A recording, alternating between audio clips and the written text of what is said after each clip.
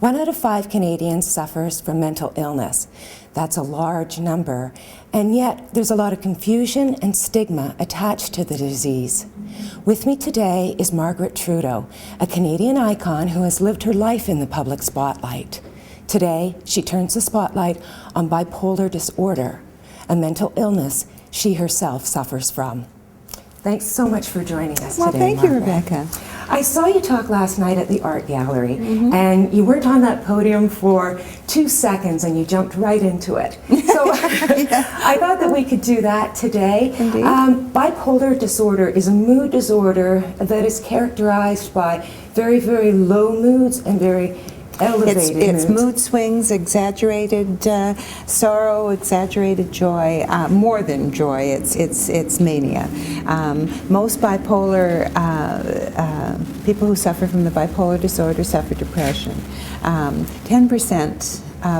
80% of the time you'll be depressed, and people who have the manic side to it as well, which I do, that's only 10% of the time. I haven't had very many manic episodes in my life, very few, but they're debilitating. But the depression is what is chronic and the most debilitating. Is it like being tethered to the back of a roller coaster? Yes, you're up and down, and that's bipolar. One of my concerns, and one of the reasons that I have come out and am such an advocate for mental health issues now, is that people suffering from bipolar disease have the highest rate of suicide. They get very tired of the up and downs. The unpredictability. And they think they're finally feeling normal and better and happy, and then they crash again. So with every high comes a crash, and the crashes can get very, very deep. So it's a disease which is caused by an imbalance of chemicals in your brain. It can be treated quite easily. Within 2 weeks, usually, of starting medication, you feel like a new person.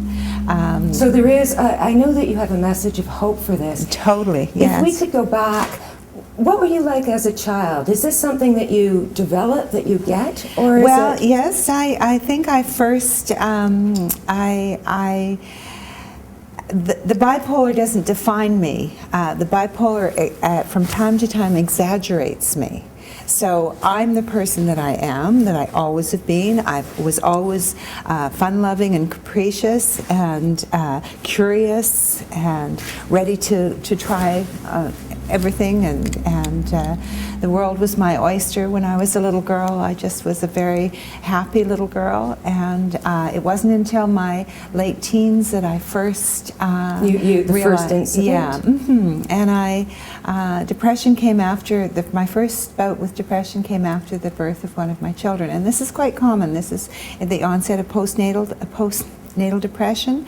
At that time, it was 33 years ago, and it was just baby blues. And so it was, we didn't recognize. No, this would have been the mid-70s. Yeah, early 70s. And I would just get over it. It was just something that every woman, a lot of women would go through. It wasn't that for me. It became a very deep depression, and there was no reason for me to be depressed. I had no sadness in my life. In fact, I had the opposite. Well, I was incredibly happy.